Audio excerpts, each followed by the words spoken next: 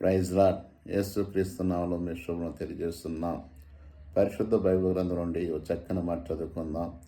హగ్గయ్య 2:19 అంటాడు, ఇది మొదలుకొని మిమ్మల్ని ఆశీర్వదిస్తానంటాడు.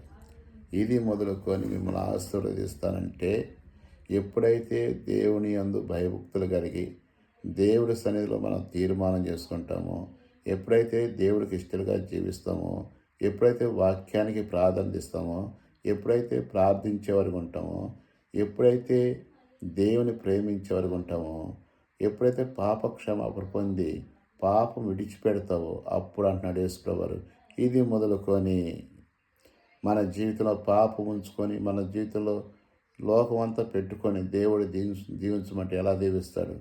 అందుకని ఎప్పుడైతే ఈ లోకాన్ని నుంచి నువ్వు వేరవుతావో అప్పుడు అంటాడు, ఇది మొదలుకొని నిన్ను ఆశీర్వదిస్తాను, నీ కుటుంబాన్ని ఆశీర్వదిస్తాను.